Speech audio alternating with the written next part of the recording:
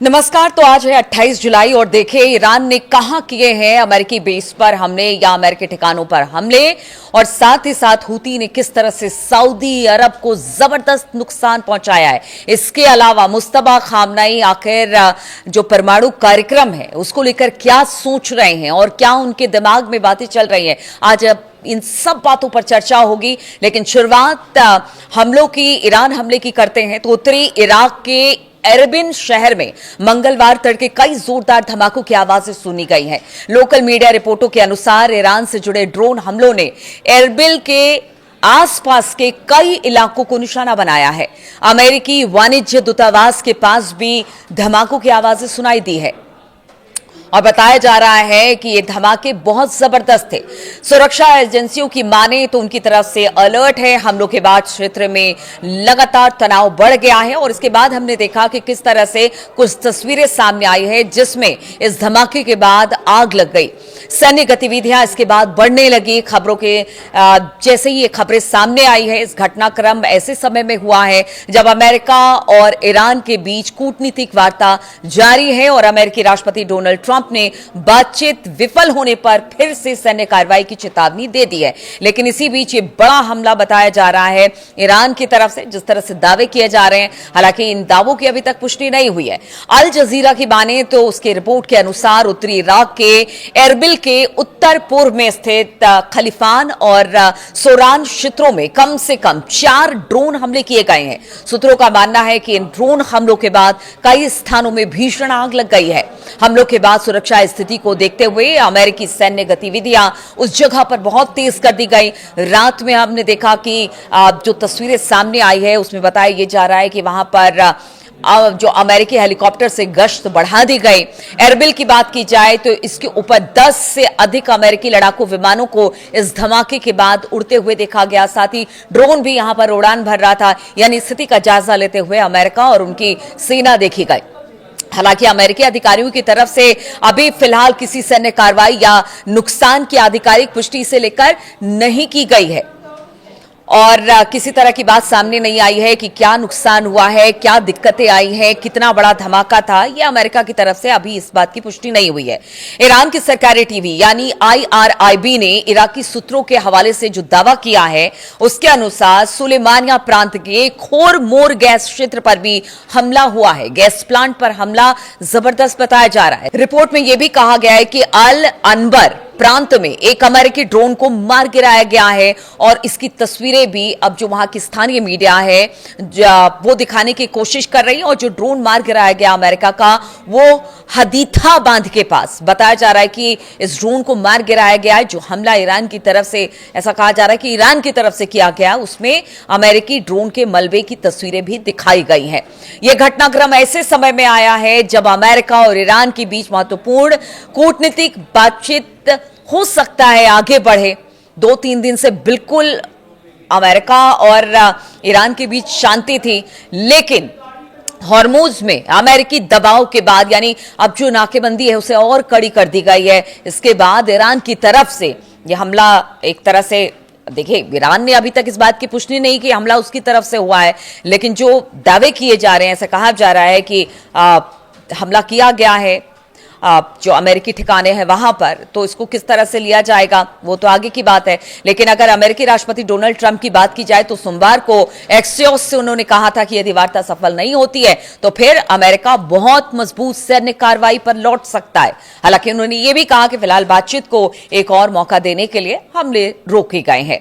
Axios की report के अनुसार बातचीत स्ट्रेट ऑफ हॉर्मुज को फिर से सामान्य रूप से खोलना और ईरान के साथ परमाणु समझौते पर बातचीत को आगे बढ़ाना है। इसमें ओमान, कतर, पाकिस्तान, मिस्र जैसे देश मध्यस्थ की भूमिका निभा रहे हैं। अमेरिका की तरफ से विशेष दूत स्टीव विटकॉफ और वरिष्ठ सलाहकार जेरेड कुशनर शामिल बताए जा रहे हैं। हालांकि देखिए अमेरिका की तरफ से धमकी मिल गई कि देखिए बातचीत एक बार और पहल की जा रही है, अगर बातचीत नहीं हुई तो फिर हम हमले के लिए तैयार हैं। लेकिन इधर अगर ईरान की बात की जाए तो वो भी हमेशा कहता रहा है कि आप बातचीत के लिए तैयार हैं तो हम भी बातचीत के तैयार हैं, लेकिन हमारी भी उंगलियां जो हैं वो ट्रिगर के ऊपर है और उस ट्रिगर से हम उंगली नहीं हटाएंगे। यानी दोनों तरफ से थ्रेट भी है और बातचीत की बात भी सामने आ रही है। इधर अगर दूसरी बड़ी खबर की बात की जाए तो एक बड़ा नुकसान सऊदी अरब को हुआ है। यमन के हूथी विद्रोहियों ने सऊदी अरब के तेल इंफ्रास्ट्रक्चर पर जबरदस्त ड्रोन हमला किया है। हूथी ने कहा है कि उन्होंने सोमवार को सऊदी अरब की तेल इंफ्रास्ट्रक्चर पर ड्रोन से हमले किए। यह हमला सऊदी अरब के ड्रोन घुसपैठ के जवाब में किया गया। हूथी विद्रोहियों के सैन्य प्रवक्ता याह्या सरी ने कहा कि कई ड्रोन का इस्तेमाल करके पूर्वी सऊदी अरब से यानबू तक कच्चे तेल की सप्लाई और ट्रांसपोर्ट से जुड़े कई संवेदनशील ठिकानों और जो पॉइंट्स हैं उन पर हमला किया गया है। यानबू वो बंदरगाह है, बंदरगाह का वो शहर है जहां पर खाड़ी देश की ईस्ट वेस्ट पाइपलाइन लाल सागर तक पहुंचती है और कहा जाता है कि यहां से जितने तेल निकाले जाते हैं उसे यहां से फिर आगे पाइपलाइन के जरिए भेजा जाता है। तो ये सऊदी अरब के लिए कहीं से अच्छी खबर नहीं है। अगर ये वाकई में डैमेज हुआ है तो ये बड़ा डैमेज कहा जा रहा है बाकी मुल्कों के लिए भी, यहां से जहां जहां भी तेल की सप्लाई होती है। वहीं अगर सऊदी रक्षा मंत्रालय की बात की जाए तो सोमवार को उन्होंने कहा कि उनकी सेना ने ईरान समर्थित समूहों द्वारा इराक से पेट्रोलियम सुविधाओं को निशाना बनाने के लिए भेजे गए कई ड्रोन को रोककर नष्ट किया। यानी कि सऊदी अरब ये तो कह रहा है कि ड्रोन को नष्ट किया गया है, लेकिन कितना नुकसान हुआ है इस बात की जानकारी अब तक नहीं मिली है। लेकिन बताया जा रहा है कि जो पाइपलाइन थी जहां से तेल की सप्लाई होती थी लाल सागर तक, उससे अच्छा खासा डैमेज हुआ है। शनिवार की बात की जाए तो अमेरिका और ईरान के बीच हालिया लड़ाई में कुछ समय के लिए रुकावट आई थी, जो कि दोनों पक्षों के बीच 13 दिनों तक चली गोलीबारी के बाद हुई थी। सोशल मीडिया पर जारी एक आधिकारिक बयान के अनुसार सऊदी मंत्रालय ने कहा कि आतंकवादी हमले इराक की जमीन से किए गए थे, यानी इस बार इस्तेमाल किया गया इराक की जमीन को, और उन्होंने कहा कि इन्हें ईरान समर्थित मिलिशिया ने अंजाम दिया है। इस बात को भी सऊदी अरब कह रहा है। रक्षा मंत्रालय ने कहा, यानी कि आप सोचिए कि हूती, इराक और किस तरह से सऊदी अरब को डैमेज किया जा रहा है, क्योंकि सऊदी अरब वो देश है जो लगातार अमेरिका को सपोर्ट करता रहा है। उसकी धरती से अमेरिका हमेशा ऑपरेशन चलाता रहा है और इसी वजह से अब लगातार ये जो पूरा रीजन है उस पर हमले हो रहे हैं। अगर सऊदी अरब की बात की जाए तो अगर उस पर हमले होते हैं तो फिर आप समझिए कि जिस जंग के दायरे को आगे बढ़ाने की ईरान बात कर रहा था, वो जंग का दायरा बढ़ गया है।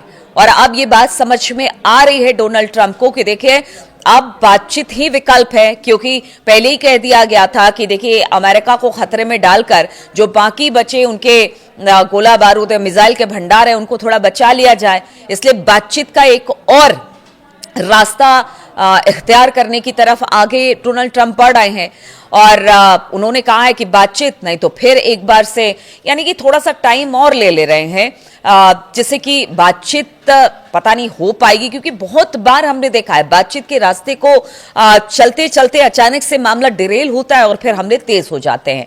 तो अगर सऊदी अरब की बात की जाए तो सऊदी अरब ने कहा कि ड्रोन देश के पूर्वी इलाकों और राजधानी रियाद को निशाना बना रहे थे। सऊदी अरब ने मांग की है कि इराक अपनी जमीन का इस्तेमाल हमले करने के लिए ना होने दे। सऊदी अरब ने इस बात को कहा कि हम इस बात पर जोर देते हैं कि इराक की सरकार अपनी जमीन का इस्तेमाल हमले के लिए होने से रोके और इसके लिए जितना जरूरी कदम हो सके वो इराकी सरकार उठाए। यानी सऊदी अरब ने अब इराक की सरकार को कहा है कि आपकी धरती से अगर हमला हो रहा है तो फिर इसका जवाब दिया जाएगा। हालांकि अभी तो सिर्फ हथियारों को रोकने, जो मिसाइलें वहां से दागी गई या ड्रोन जो वहां से भेजे गए सऊदी अरब, उसको रोकने का तो कोशिश की गई है, लेकिन अगर इसी तरह से हमले जारी रहे तो फिर हमें भी कोई जरूरी और ठोस कदम उठाने पड़ेंगे और उसका जवाब देना पड़ेगा।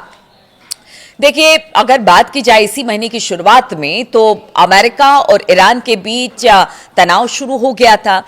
इराक में मौजूद ईरान समर्थक सशस्त्र समूहों ने इराक या फिर इस क्षेत्र में किसी हमले की जिम्मेदारी अब तक नहीं ली है। सऊदी अरब और खाड़ी के अन्य देशों ने संघर्ष की शुरुआती दौर में इराक में ईरान समर्थक मिलिशिया पर अपनी जमीन को निशाना बनाकर कई हमले करने का आरोप लगाया था और यह ताजा घटना ऐसे समय में हुआ है जब हाल के दिनों में सऊदी अरब पर यमन के ईरान समर्थित हूती ने हमले किए हैं। हूतियों ने सऊदी अरब के बंदरगाहों पर नौसैनिक नाकेबंदी लागू करने की भी घोषणा की है।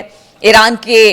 और देखिए, ईरान की तरफ से ये कहा जा रहा है कि ये सब ईरान के उकसावे के तौर पर हो रहा है।